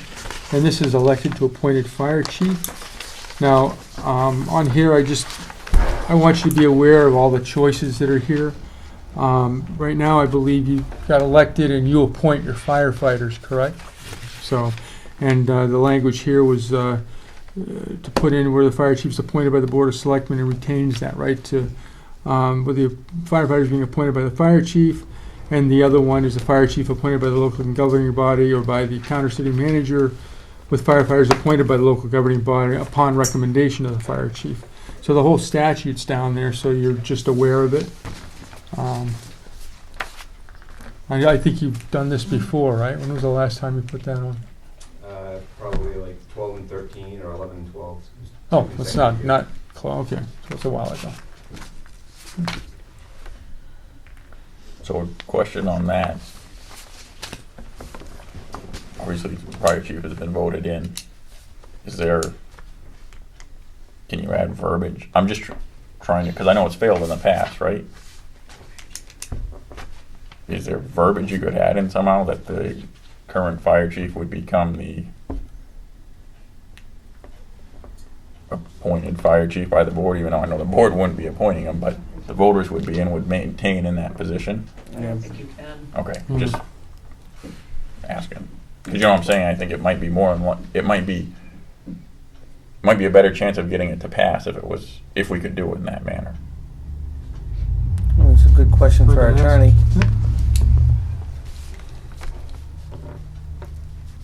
But I know it doesn't quite meet the statute because the board isn't appointing the fire chief at that point, but. Okay, can run that by him. Voting position, not the person. You're changing the But- position. Right, but right now you're on the term got changed. Oh, so you're still on a 1-year term, aren't you? No. You're on a 3, so you're in that position for additional 2 more years, right? Or until that warrant article passes, then Right. you have to appoint it, which would take Right. effect 1 year later. Okay. So the next one, Article 19, is the Solar Garden Agreement Ratification. I have some actual information Well, from the that's the heritage, 19 you said, Article 19? article. I think, Was Article 19 is the solar garden. So Yeah. Oh, are you on Oh, the you didn't get updated the rep? other- Oh, no, I did, Oh. all right, no, just keep going. Okay. okay, I'm sorry, so wrong paperwork. what I've written here is this project is something, obviously, that's been in place for a few years, but Ken Rubin, the managing partner of Agilitis Energy, approached the town, I think it was around September or so, looking for an amendment to increase the length of the land lease to 20 years in exchange for $5,000, and the reason for that was to enable them to refinance at favorable terms, and their potential lender wanted all of their terms, their lease terms, to be the same length. So when that came in, I had to become familiar with the project and found that the contract was really tough because there was no way for you to actually tell what you were supposed to get for lease payments. And the payment in lieu of taxes was based on the nameplate ratings and all that. So there was no way for you to really, for just the average person to be able to look at that contract and figure out what you were supposed to get. And no way for us to confirm what we were supposed to get.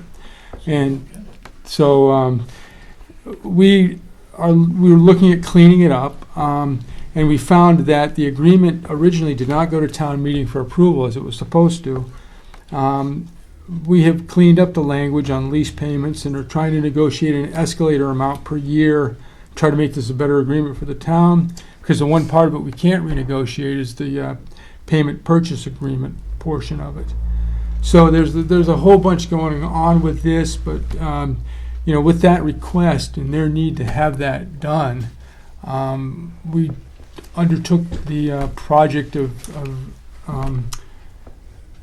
amending the contract so people could understand it and you could know what you were supposed to get. And so far, we've definitely cleared up the lease payments and what those are supposed to be. But there's a little bit ways to go first on this. And I'll tell you more in non-public that I've got from the attorney. So that takes care of that one agreement, this one article. But wasn't there another, so in the future? Well, that's part of what I need to talk to you about in non-public. Right. So there are several parts to this that, Well, I guess throwing the solar garden agreement mhm. off to the side, Yep. just in general, the Board of Selectmen being able to enter into those agreements without having to go to town vote. Right, there are a couple of. Should that be another warrant article on here? Or can it Maybe. all be? Well, that's part of what we're Okay. looking at. I mean, it goes into 3 layers deep, and I just need to be able to talk to you about some of the things that it will impact, so I can't really go further in public session with it, sorry.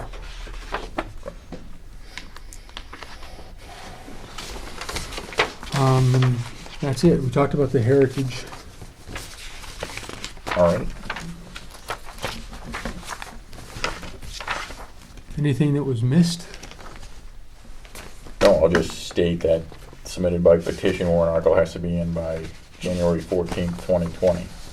For anyone that wants to do one of those.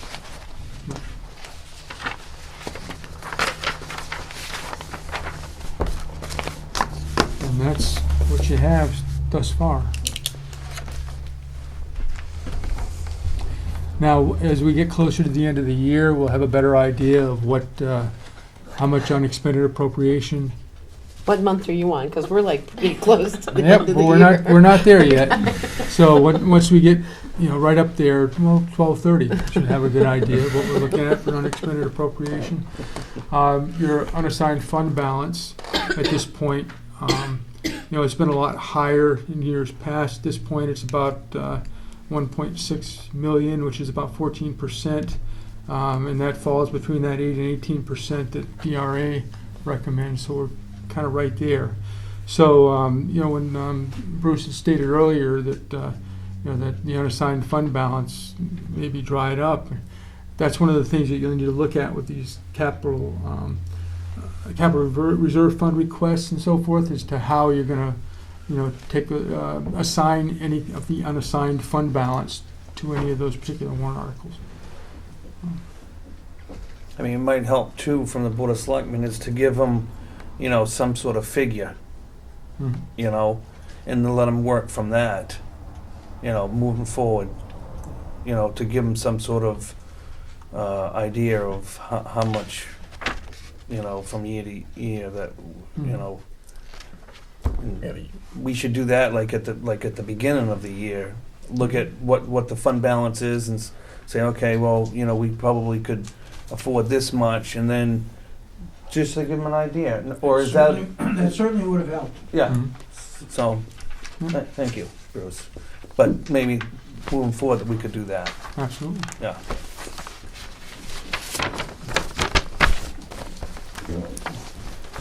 All right, next up, approved town deposit process and policy. Okay.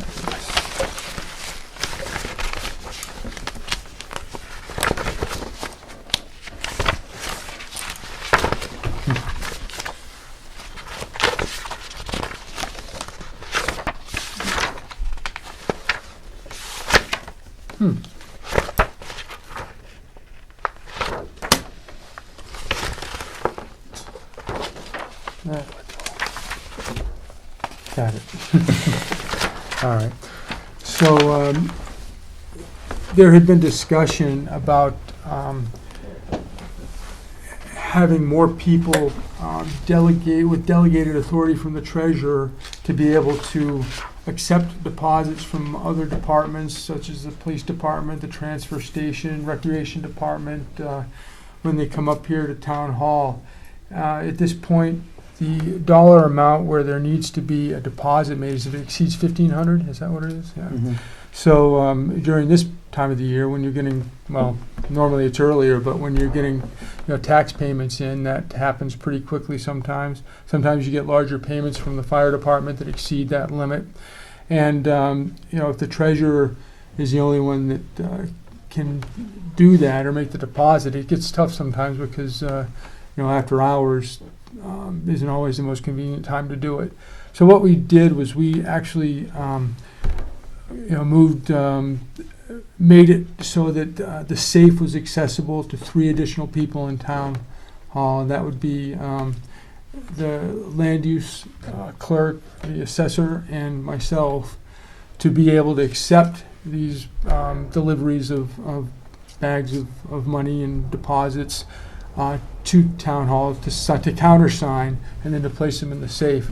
And what this is a letter from Mackenzie Campbell, the treasurer, delegating that authority to myself, Ashley Morrill, and Kathy Wallingford, and to make deposits in accordance with the following procedures. And I'll just read through those really quickly, if that's all right. Per RSA 41:35, deposits shall be made at least weekly or whenever deposits total $1,500 or more.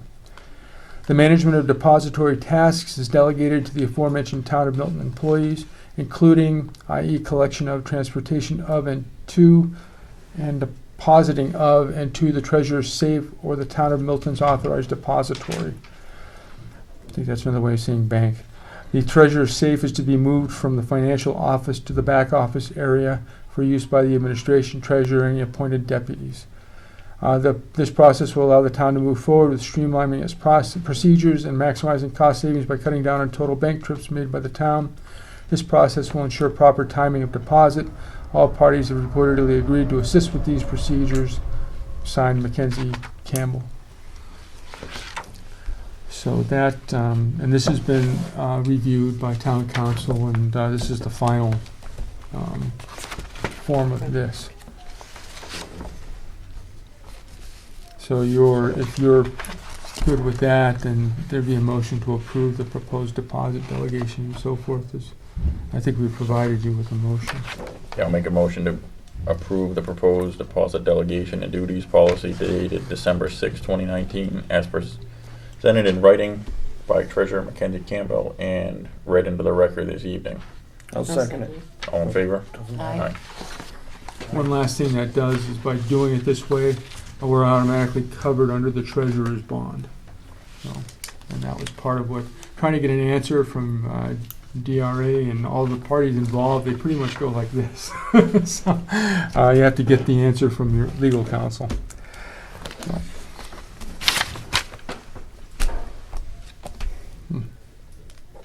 All right. Does a copy of that need to be filed with the town clerk? We'll certainly do that. All right. You're revising your policy, right? Yes. Is that what it is? Yeah, I have the old one. Okay. And Ernie, did he have a start date for that, so I can direct the department back? Well, it's dated December 6th, so the effective date, I believe, would be the board's acceptance. Okay. All right. Next up, solar garden ratification discussion. That you already had. Okay. So we can move on to old business. Request to repair ladder truck. Chief Marie. So you guys should have a packet there.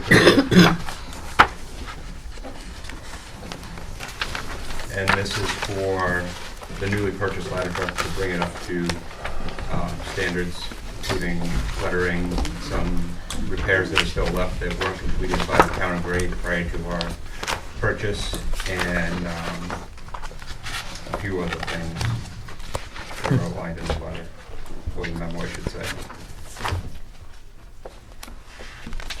So the total cost for everything is not to exceed $35,000.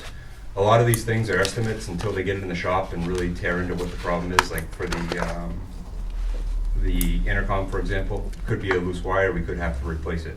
So the cost that's built into this price is like $2,500 roughly to replace it if we needed to do that. So my hope is that it'll be less than this. And the other thing I added into it was the replacement of the radio. The radios were purchased in 2005. And at this point, I don't feel it's appropriate to put a almost 15-year-old radio into a truck that probably should have been replaced 5 years ago. So as we replace our vehicles, or the radios will break, then we'll replace the radios. So that's kind of the way we've been doing it with the ambulances and the other vehicles over the last few years.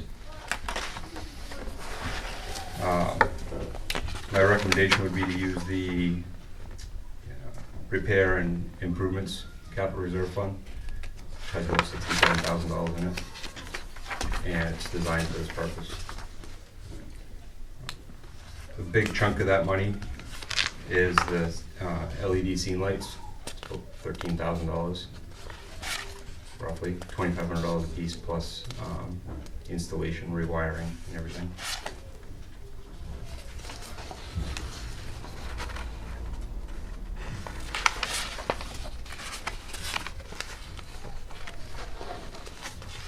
And again, like I said, in the end, there's a couple things that I think I can get done locally, but it was a lot easier to get an all-encompassing quote from one vendor and then figure it out afterwards. But the plan is tomorrow, leave here to go to Gray, pick it up, drive it up to the next exit at Auburn, drop it off at the shop where the fire truck specific stuff will get done. And then we'll bring it back here and get it lettered and put it in service. And the reason I pulled the radios out from the improvements and repairs capital reserve is because it's a new piece of equipment, so I don't think it fits into that category very well. But it definitely fits into the other capital reserve. Whereas everything else is clearly a repair or improvement.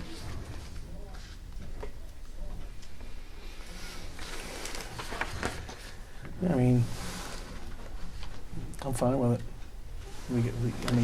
We own the truck, this is gonna be a great piece of equipment for the town of Milton, so, to, protect and serve our people, so, When we went into this, knowing that there was Yep. gonna have to be about this amount of money spent right off on it. mhm. And I still think even, this puts us into it for like 120, roughly. And going back when I was looking for the last year, like I said, I was in the $150,000 to $200,000 range, and that's why I was adding the 25 to the 150 that I knew we already had in capital reserve, which we pulled out of the CIP. So that was the ballpark, and I still think we're getting a better truck than what I was anticipating for that higher amount of money. But this takes care of a lot of the things. Adds the safety chevrons to the back, which is a new NPA standard from like 2010 roughly. But to do that, you have to put flat aluminum on the back because it's all diamond plates. You can't put reflective stickers on the back. Same thing with the bucket. To re-letter the bucket, it's all like that dimpled aluminum from back in the day. So we're gonna put a new piece of aluminum on that so we can letter it and stripe it and do everything we need to do to make it look like it's gonna last the next 10, 12 years hopefully. Okay. And All right. these couple, it does add up quick, a couple $1,000s here, and especially when we're estimating and we don't have it in the shop. So it's definitely a high number, and I'm hopeful that we'll get it down. And like I did talk to Ryan about the corrosion. We asked them to give us a price. Like I told you guys when I came in here the first time, it's nothing major. It's just one of those things that it could progress into something, but Engine 3's been doing it for a few years. It hasn't gotten worse. Maybe in the spring we can look at a local vendor and try to get some of it done before it becomes too much of a problem. If we don't do it, it'll still be okay. But I couldn't justify the $15,000 for that estimate at this time. So we'll hold off on that. All right, so the board good with this? So I'll make a motion to approve and authorize Fire Chief Marie to make repairs and upgrades to the newly purchased ladder truck as presented, total not to exceed $35,000, with $27,000 to be expended from the 2006 Milton Fire Department Repairs and Improvements Capital Reserve Fund. In addition, to authorize up to $8,000 from the 1997 Milton Fire Department Apparatus and Equipment Capital Reserve Fund to cover the cost to purchase the Motorola radios. I'll second it, Josh. All in favor? Aye. Aye. And the only other thing is that capital reserve, we'd stopped funding the vehicle improvement capital reserve. I had mentioned we should probably look at funding it again, but with this year being as tight as it is, we may want to push it off another year. But I was thinking $5,000 a year again to put into it now that we have some older vehicles. And that pump, may have talked to some of you, but the pump repair for Engine 3 that I was afraid was going to be $7,500. We did get a scope into that, and it's going to be $7,500. So that'll get That's on the schedule for the 1st of January with the new budget, and that's when the shop has time to get it in. So. That's all. Thank you. Thanks, Chief. Thanks. Budget progression discussion. That's, well, the Budget Committee is finished with the town's budget at this point until they do their public hearings. You know, we've got a couple of things that probably will need to be added to the default budget. We've renegotiated a contract recently, and we have a couple of those cases. And when we get again December 30th, I'll bring forward everything that we have that would need to be carried through definitely to the default budget, but also might be worth bringing that up during the public hearing for the budget, you know, to see if the Budget Committee thinks it's worth adding that to the operating budget at this point. So that's about it. So the only thing I'd like to add to that, I don't know if I should or not, but I'm going to, is all the information that the Board of Selectmen gave to the Budget Committee to base their decisions off is all available online, correct? The initial. The initial. So I'm not sure that, and I think it was updated once. So, but that's, since then, I don't think there have been any changes. Of course, any changes would have been made by the Budget Committee. So I would just encourage the public who may have watched some of these budget meetings or seen the budget meetings or even read the minutes of the budget meetings, go back and look at what the town has presented for information, what the department heads have presented for information to the Budget Committee,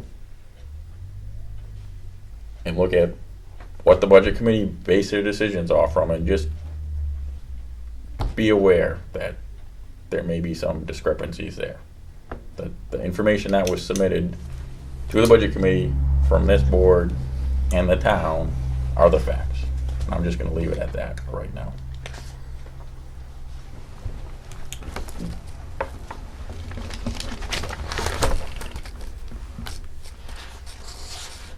All right. Any other business? All right. What's that? Any other business maybe for the board? Not from me, no. The board members all set with that? Approval of minutes. Get the December 4th.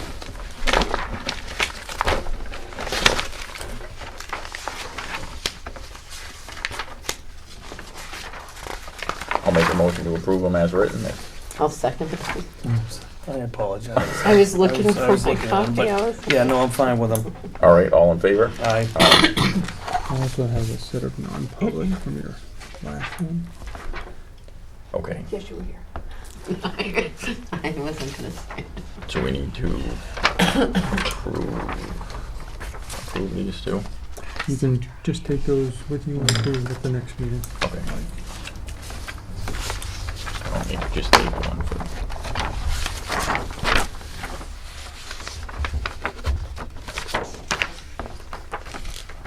Or just give one to There's no. Andy. No, Oh. you're keeping that for the next meeting. Thank you. You gotta sign this one. Sorry.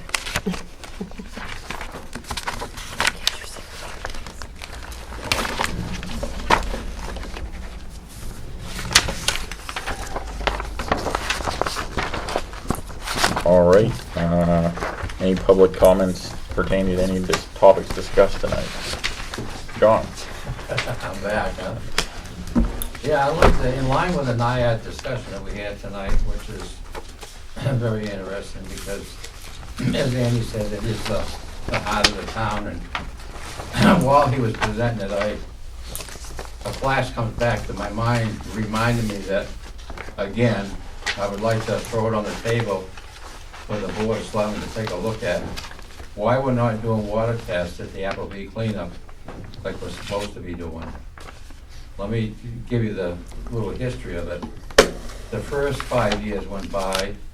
I went to the town, ended up going to the highway department, ended up that they asked me if I considered doing it. And right away, I don't know who your vendor is you use for water testing, but give me the name of the company, so I called the company and they come in and I put up a check request, because we have money available in the capital reserve fund to pay for things like this on that particular Applebee cleanup.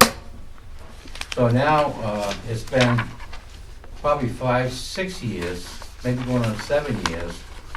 I requested this again for the second time, and the answer was that it's not your responsibility, Mr. Coward, so I dropped it and let it go. But now that you're bringing this up, I think it's important that I'd like to recommend that you take a look at that area and see why we're not doing that. We paid $490,000 or $85,000 to do the Applebee cleanup. The town built a team, me being one member, Tom Gray being another, secretary was Dory Valente, Gray now. And we worked with the EPA and CMA that did the cleanup. And they specified, after putting we got the wells up there, I submitted the keys here to Heather, the TA that was here before, and it hasn't been done. So I'm requesting if you please take a look at that. We're talking chromium and lead that we took out of that area, and to me, that's very important that we stay on top of that, as well as NIAID. I'm talking, equal things we're talking about here. We're talking about NIAID, money and everything. We have $1,800 left in the Applebee cleanup, capital reserve fund right now. That money's there, we can use for the testing, or we can take, if you prefer to, I'd recommend take the money out, close that account right out, and take the money and use it maybe towards NIAID. Because you're probably only talking $400 or $500 for a water test for 2 wells. And my recommendation was that we take and do it the same time this company comes and does our landfill with a solar guy in this. Recommendation. All right, we can take a look at that. Thank you. Definitely. Thanks for bringing it up. Yeah. I have all the records on that if you don't have them. The total cleanup from day one up until I did the last water test, I even have them bills and everything. I'll supply it all to you. Okay, I'm sure it's here someplace in the cabin, but if you can't find it, I'd be glad to all right, turn it over to you. thank you. Any additional public comment? No? All right, close that. Move on to expenditure report.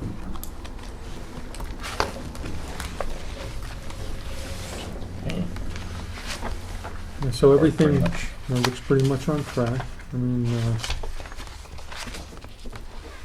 the library, is a little bit overexpended at this point, and Bessie, you might want to, Well, what that is, we're waiting for that final amount of money from MailChimp, and the check has been paid to Liddell Construction. In order to have a place to put it, it was put against mine. And at the very end of the year, I'll be right at, or maybe just a little bit over. But once we get the LCHIP money, I'll be back on track. Chief? I'm looking, so the air pack grant, the town's portion of it, I have that included in my budget. Remember I talked about trying to get it out of the budget. If I leave it in there, I'm tracking like $3,000, $3,500 over the bottom line. So just FYI, there's a couple different ways I can go about getting that back, or we can just leave it at the $3,500 over. I can either transfer some stuff to the revolving account, or Ernie and I had another idea we were kind of waiting on as well. So, but just to be upfront with it, that's where I'm at. Great. Thanks, Chief.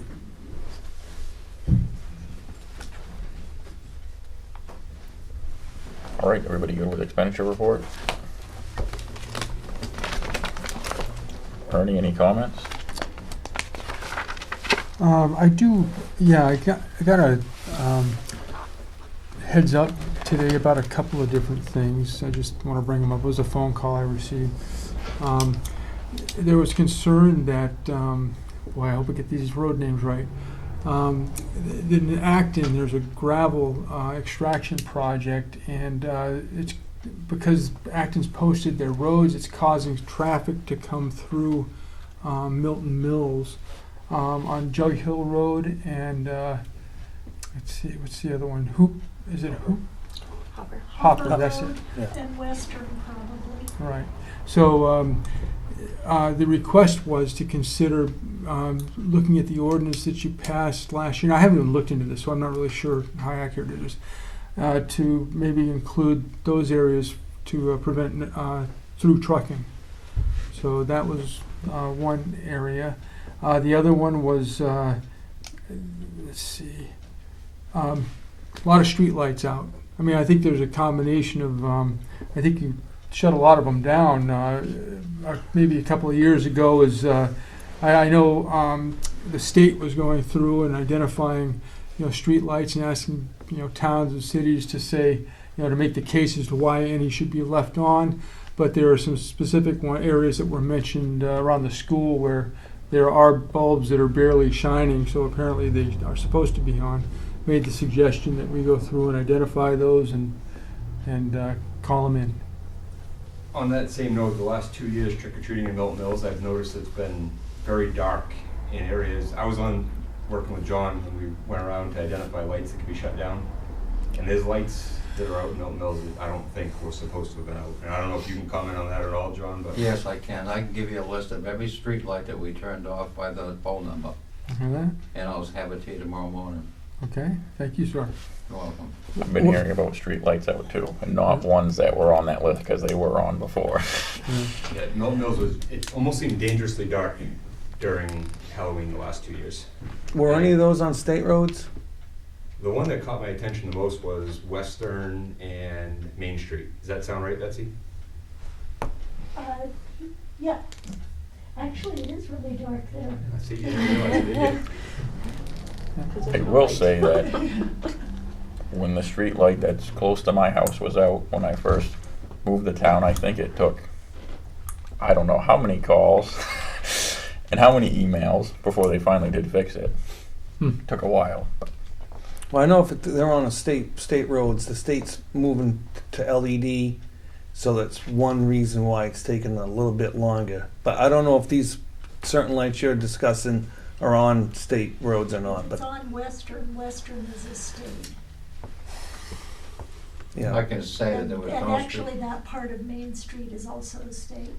and so yeah, that's one of the reasons why, because they're getting rid of all the old lights and moving to LEDs. No intersections none were shut off. Right. And this was a team effort, it wasn't just John, it was a PD, the fire department. And we all went around, we even got the public involved that complained. But anyway, I can share the list with you and go from there.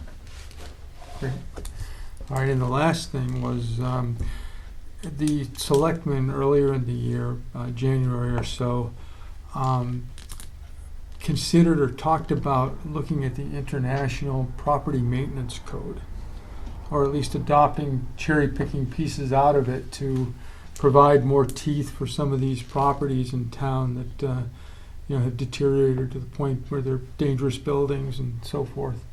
And so that was one of those things. I haven't looked at it, but I was told that the selectmen had directed the town to look in, staff to look into the possibility of adopting that code or parts of it, and that hadn't happened yet. So, I mean, I don't know what you recall about that, but these are the things that I was informed about today. So, and that's it. So I can look into that. I mean, I don't know if you see, the two of you, I think, were on the board at that time. Do you recall any discussion about that? I do. I believe that Bruce we was. directed it to the town planner to discuss it with the planning board Okay. and ask for a recommendation. So I'll talk to Bruce then. I don't know if that's something the board still wants Bruce to do. I mean, I'd like to look at The co- recommendations. yeah, and I'd like to look at the code, the international. I know there's a lot to it. Yeah, the property And- maintenance code is, again, that's why you would probably cherry pick certain things out of it. But then again, you have the authority as the Board of Health to actually write your own requirements. So, I mean, you can look at it. It's one of those things where when I was in Texas, they didn't have any problem adopting something like that. It just, for some reason, they just were a lot more receptive to it. I can't even imagine here because when I was in Raymond, we looked at that and you know, if there were such a thing as tarring and feathering anymore, that might have happened.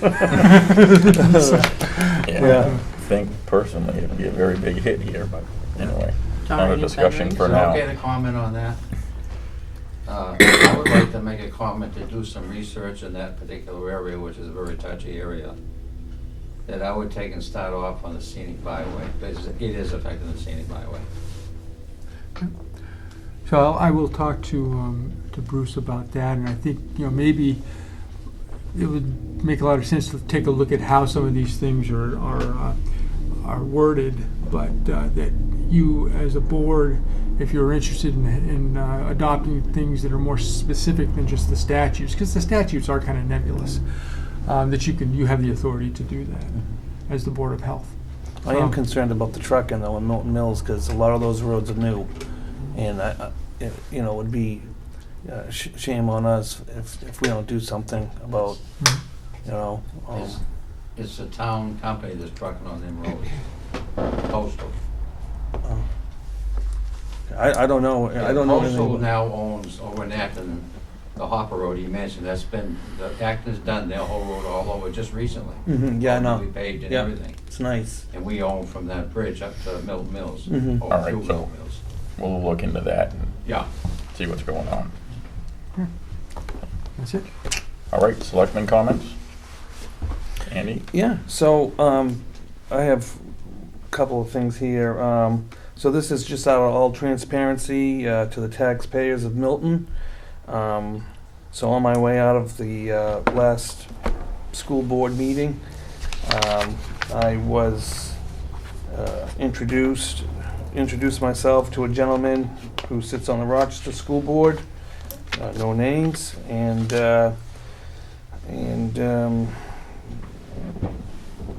so really, so he was in the meeting. We walked out together and we talked a little bit. And I'm officially requesting to the town of Milton, the school board, that you know, is there a relationship between the Milton School Board and the Rochester School Board? I think transparency is nothing but 100%. It can't be nothing less. And